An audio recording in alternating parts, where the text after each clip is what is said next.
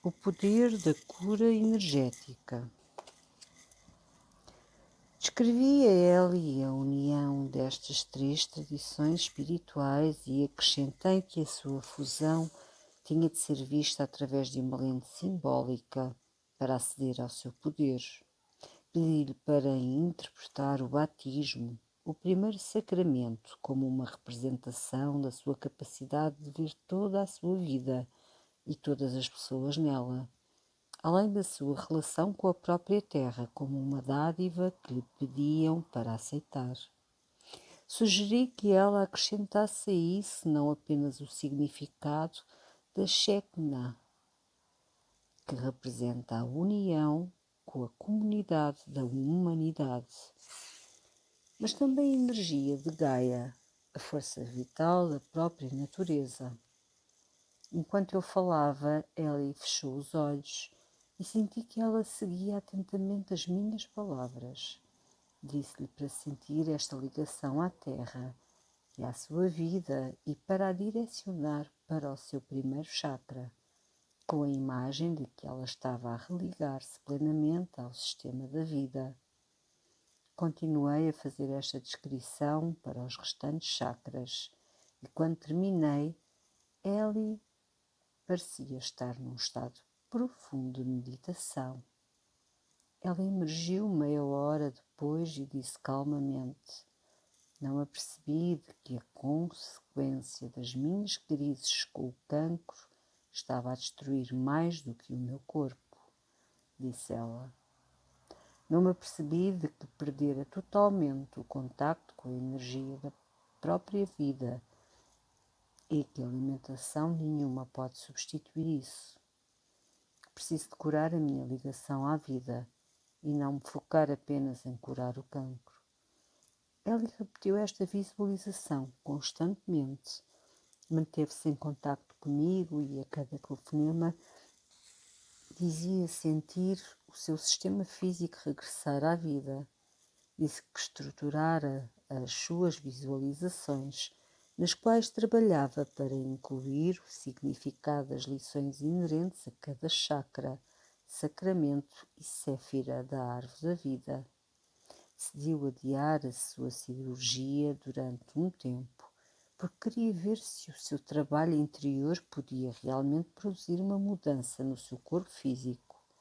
Se conseguisse, ela saberia que se libertara finalmente do seu ciclo de cancro. No espaço de um mês, o seu tumor começou a mostrar indícios de diminuir, que era o sinal pelo qual ela esperara. Ela retirou-o cirurgicamente, acreditando nas profundezas da sua alma que nunca mais teria uma reincidência de cancro. Embora o caso de Ellie seja uma cura particularmente dramática de uma doença física, é preciso lembrar que as curas podem acontecer para muitos tipos de mal-estares e podem ser tanto emocionais e espirituais como físicas. As histórias que leram neste livro são desde as mais corriqueiras às mais extraordinárias, com muitas gradações de permeio. E é provável que seja o seu próprio desafio de saúde ou crise de vida refletidos numa ou mais delas. Quero garantir-lhe que existe algo aqui que facilitará a sua cura. Uma das principais crenças que quer que adote para curar a sua vida ou doença é uma crença na importância do perdão. O perdão liberta a energia necessária para a cura. Apresentarei sugestões sobre como perdoar ou libertar o passado e dar-lhe-ei novos rituais e invocações para o ajudar a ver a sua vida presente. Simbolicamente, fortalecer a sua energia pessoal, ligá-lo à energia divina e ajudá-lo a curar-se. Embora a primeira parte deste livro aborde exaustivamente os motivos pelos quais as pessoas não se curam, a segunda metade mostra-lhe em detalhe como poderá fazê-lo. Começaremos por discutir aquilo que eu considero ser o maior entrave para a cura na nossa cultura atual. Parte 1. Por que motivo não nos curamos? Capítulo 1. A feridologia e o fogo de cura. No final da primavera de 1988, cheguei à comunidade de Findhorn, no nordeste da Escócia, para dar um workshop sobre cura. Naquela altura da minha carreira, as pessoas que vinham aos meus workshops costumavam estar à procura de uma cura pessoal. Esperavam que eu, enquanto intuitiva médica, facilitasse a sua cura diretamente, através de uma leitura individual e estabelecesse um regime de tratamento para elas. Atualmente, os meus workshops estão maioritariamente cheios de pessoas autoconfiantes que querem aprender a tornar-se mais intuitivas ao aprender a falar a língua dos chakras para se curarem a si e às suas vidas, ou de profissionais que pretendem aprender a ajudar os outros a curar-se. Embora eu própria não seja uma curadora, tinha todo o prazer em ajudá-las da melhor forma possível.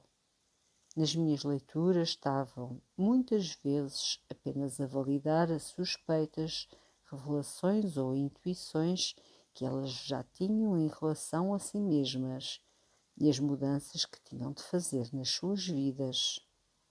Por vezes, estas leituras desencadeavam um processo interno de cura física e espiritual. Ainda assim, naquela altura, eu e os participantes do meu workshop sentíamos que estávamos no caminho certo. Afinal de contas, a cura e a saúde tinham se tornado o foco principal da cultura holística ou da consciência, bem como o centro da minha vida. Quase todas as pessoas que eu conhecia, profissional e pessoalmente, falavam sobre quererem tornar-se curadoras ou precisarem de um curador, estarem a caminho de um novo curador ou acreditarem que deviam ser curadoras assim que tivessem completado a sua própria cura.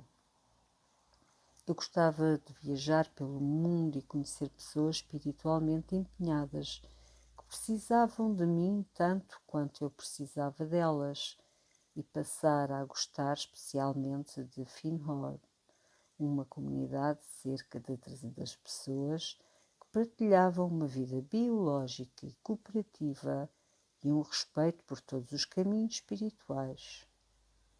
Alguns dos membros da comunidade residem num encantador hotel do virar do século convertido. Outros fizeram os seus lares num lindo parque junto à baía de Findhorn. A beleza agreste das terras altas escocesas, aliada ao foco espiritual da comunidade, torna Findhorn um local muito atrativo. Sempre que vou lá, pareço receber uma carga energética especial que resulta numa revelação importante. E esta visita de 1988 não foi exceção. Contudo, desta vez a revelação veio de uma forma algo improvável. Antes de começar o workshop de uma semana, combinar almoçar com a minha querida amiga Mary. Tendo chegado cedo à sala de refeições, juntei-me a dois homens que tomavam chá. Mary chegou um pouco depois e, enquanto caminhava para a nossa mesa, apresentei aos meus companheiros. Ela acabara de esticar uma mão para os cumprimentar quando outro membro da comunidade de Findhorn, Wayne, veio ter com ela e perguntou: Mary, estás ocupada dia 8 de junho? Estamos à procura de alguém para acompanhar um visitante que vem passar o dia a Findhorn. O tom da resposta de Mary foi tão revelador como a sua extensão. Ela disse irritada: 8 de junho? Disseste 8 de junho? Cheia de raiva e ressentimento. Continuou: nem pensar. A 8 de junho tenho a reunião do meu grupo de apoio sobre incesto e nunca, mas nunca faltaria a esse encontro. Afinal de contas, contamos uns com os outros. Nós, vítimas de incesto, temos de nos apoiar mutuamente. Quer dizer, quem mais nos resta? Mary continuou durante mais algum tempo. Mas isto é tudo aquilo que me lembro com exatidão. Fiquei fascinada pelo drama instantâneo desencadeado por uma simples pergunta em relação à sua disponibilidade. Wayne quase não reparou na resposta dela. Agradeceu-lhe e foi-se embora, mas eu fiquei espantada. Mais tarde, enquanto estava a almoçar com Mary, perguntei-lhe acerca do seu comportamento. Mary, porque é que, quando respondeste à pergunta de Wayne sobre a tua disponibilidade, tiveste de dizer aos 3 homens que sofreste de incesto em criança, que ainda estás zangada em relação a isso, que estás zangada com os homens em geral e que pretendias controlar o tom da conversa com a tua raiva. Wayne só perguntou: estás ocupada, dia 8 de junho? E como resposta deste uma aula de terapia em miniatura àqueles 3 homens. Um simples sim ou não teria bastado. Mary olhou-me como se eu a tivesse traído. O seu corpo ficou rígido e ela enfatizou as suas palavras num tom gélido e defensivo. Respondi assim porque sou vítima de incesto. Afastou-se da mesa, parou de comer e atirou o guardanapo para cima do prato, para indicar que o nosso almoço tinha terminado. Embora não me tivesse apercebido naquele momento, o mesmo acontecera à nossa amizade. Mary, querida, respondi, suavizando um pouco o meu tom. Eu sei que tu és uma vítima de incesto, mas aquilo que eu estou a tentar perceber é porque é que achaste necessário contar a 2 estranhos e ao Wayne a tua história quando tudo o que ele queria saber era se podias ajudar no dia 8 de junho. Querias que aqueles homens te tratassem de uma certa forma ou falassem contigo de uma certa forma? O que é que te fez exibir as tuas feridas 7 segundos depois de conhecer 2 pessoas novas? Mary disse-me que eu simplesmente não compreendia, porque eu não tinha passado pelo mesmo que ela e muitas outras vítimas de incesto, mas que esperara que, enquanto a sua amiga, eu fosse mais compassiva. Eu respondi que a falta de compaixão não tinha nada a ver com aquilo que eu estava a perguntar-lhe. Consegui sentir a separação de energia entre nós quando me apercebi que para a nossa amizade continuar eu tinha de falar a linguagem das feridas com Mary, seguir regras muito específicas de como me comportar enquanto amiga solidária e ter sempre em conta que ela se definia através de uma experiência negativa. Além da sua história de infância dolorosa, Mary também tinha um historial de enfermidades crónicas. Estava sempre com dores emocionais, uns dias físicas, outros. Embora ela fosse bondosa e estivesse sempre pronta para apoiar os seus amigos, ela preferia de longe a companhia de pessoas que também tinham tido infâncias abusivas. Naquele dia, no nosso almoço, apercebi-me de que Mary precisava de estar com pessoas que falassem a sua linguagem e partilhassem a mesma mentalidade e comportamentos. Comecei imediatamente a pensar nesta atitude como feridologia. Desde então fiquei convencida de que quando nos definimos através das nossas feridas, carregamos e perdemos a nossa energia física e espiritual, abrindo-nos ao risco da doença.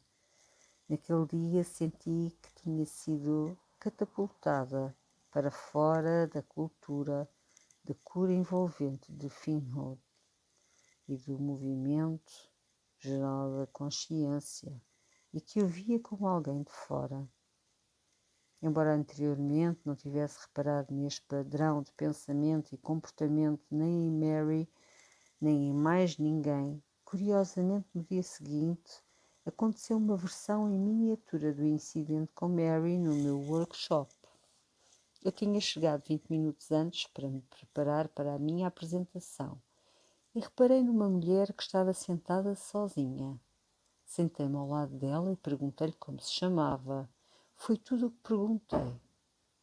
Contudo, sem sequer olhar para mim, ela respondeu: sou uma vítima de incesto, mas agora tenho 56 anos e já superei esse trauma. Tenho um grupo de apoio maravilhoso de alguns de nós juntam-se pelo menos uma vez por semana, o que me parece essencial para a cura. Ela ainda não me dissera o seu nome, por isso perguntei de novo: e como se chama? Porém, ela não me respondeu diretamente. Parecia estar aturdida. Pareceu-me que ela se andara a preparar há muito tempo para dizer algo em público e agora que tiver a oportunidade não conseguiria ouvir nenhuma pergunta que não estivesse relacionada com o seu objetivo. Em vez de me dizer o nome, disse que gostava muito de ir a workshops como o meu, porque uma pessoa sentia-se livre para falar abertamente sobre o seu passado e ela esperava que eu desse tempo às pessoas para partilharem as suas histórias pessoais. Eu agradeci-lhe e saí da sala, precisando de alguns momentos para organizar os meus pensamentos. Encontrar esta mulher no dia a seguir ao incidente com Mary não foi uma coincidência. Acredito que estava a ser guiada para prestar atenção às formas como esperamos curar as nossas vidas, através de terapia e grupos de apoio. Constatei que muitas pessoas, no meio de um processo de cura, ainda assim se sentem bloqueadas. Elas esforçam-se para controlar as suas feridas, trabalhando corajosamente para dar significado a experiências e traumas terríveis do passado e exercem uma compreensão compassiva para com os outros que partilham as suas feridas, mas não estão a curar-se. Redefiniram as suas vidas em torno das feridas e do processo de as aceitarem. Não estão a trabalhar para irem para além das suas feridas. Na verdade, estão presas às suas feridas. Agora preparada para ouvir as pessoas falarem feridologia, acredito que me cabia desafiar os pressupostos que me eram caros a mim e a muitos outros, especialmente o pressuposto de que todos os que estão feridos ou doentes querem recuperar plenamente a sua saúde. Foi como se me tivessem dado um par de óculos mágicos que me permitiriam ver para além do comportamento dos alunos do meu workshop. Descobri pouco depois que a linguagem da feridologia também era falada fora de Finhold. Em todo o mundo as pessoas estão a confundir o valor terapêutico de se expressarem com permissão para manipular os outros com as suas feridas, em vez de encararem a revelação das suas feridas como uma fase precoce do processo de cura. Usam as suas feridas como uma bandeira e os seus grupos como famílias e nações. Como é que chegamos aqui? Há pouco mais de uma geração era difícil para as pessoas expressarem até as suas necessidades psicológicas e emocionais mais inocentes na sua sociedade ou na nossa sociedade. Hoje as pessoas revelam as suas feridas mais profundas como um distintivo vermelho de coragem. Como é que chegamos a este ponto? Para explicar, tenho de recuar um pouco no tempo. A abertura. Comecei a trabalhar como intuitiva médica em 1983, quando me tornei capaz de sentir a doença nas outras pessoas. Na altura não tinha formação enquanto profissional de saúde, mas fundara uma editora que se dedicava a publicar livros sobre consciência, saúde e medicina alternativa ou complementar. A editora publicava relatos de curas na primeira pessoa, bem como livros de autores com uma orientação mais científica que apresentavam estudos e descobertas em tratamentos médicos na altura considerados alternativos. Esses anos, tanto enquanto editora como enquanto intuitiva médica, instruíram-me de formas tão complementares que agora sinto que esta edificação pessoal terá sido guiada por uma força superior. Os inúmeros manuscritos que recebíamos contendo histórias pessoais revelavam a dimensão do medo que as pessoas que enfrentavam uma doença terminal sentiam, mas muitas das histórias também revelavam o poder do espírito humano para catalisar um processo de cura que pode recuperar a força vital, atribuir significado à enfermidade e curar doenças aparentemente crónicas ou terminais. Ocasionalmente deparava-me com um manuscrito de um paciente que perdera a batalha pela vida física, mas que ganhara uma tranquilidade interior, uma sensação de conclusão desta vida e uma aceitação da próxima fase, a morte do corpo. A nossa cultura no início dos anos 1980 estava sedenta de cura e procurava a experiência ou um estado de espírito que acendesse um fogo de cura. Quando comecei a dar workshops em 1984, a área das curas alternativas criara um novo vocabulário para a cura psicológica e emocional. As pessoas falavam abertamente da sua saúde física, mental e espiritual. Partilhar os pormenores do histórico pessoal tornou-se comum e falava-se abertamente de experiências de incesto, abusos sexuais e maus tratos na infância. As fronteiras sociais que anteriormente tinham limitado as conversas socialmente aceites tinham-se dissolvido numa nova forma de intimidade instantânea. Este novo tipo de intimidade nasceu da cultura terapêutica dos anos 1960. Antes dos anos 1960, os segredos de família, informação financeira, afiliações políticas, dificuldades profissionais e rumores sobre quem estava a ter um caso com quem eram todos considerados informações íntima, partilhada apenas com familiares ou amigos muito próximos. O simples facto de perguntar a alguém em que candidato presidencial tinha votado era considerado extremamente íntimo. E estes temas também não eram facilmente discutidos, mesmo com amigos próximos e fiáveis de longa data. Antes dos anos 1960 não tínhamos o vocabulário para partilhar com os outros os conteúdos mais íntimos das nossas vidas emocionais. As necessidades emocionais pessoais ainda não tinham sido introduzidas na nossa cultura geral. Ainda não nos sentíamos confortáveis para expressar experiências psicológicas internas e as nossas necessidades físicas e emocionais eram geralmente consideradas supridas se cuidássemos das nossas responsabilidades familiares e profissionais. Além disso, antes dos anos 1960, a sociedade em geral via aqueles que procuravam a ajuda de um psiquiatra como mentalmente doentes. Ainda em 1972, a revelação de que um candidato a vice-presidente, Thomas Eagleton, a concorrer com George McGovern, fizera psicoterapia foi um motivo suficiente para que ele fosse retirado da corrida. A noção de lidar terapeuticamente com o trauma ainda era desconhecida. Por isso as pessoas encaravam todo e qualquer stress mental como uma doença mental. Elas receavam os recantos mais profundos da mente e do coração e eram poucas as que o exploravam voluntariamente. Quem o fazia adquiria a reputação de rebelde, excêntrico, místico, ermita ou pária social. A maioria das pessoas não interferiria com as suas forças interiores, antes vivia em segurança no pressuposto de que se as partes exteriores das suas vidas estavam estáveis, as suas mentes e corações alcançariam naturalmente um grau de satisfação.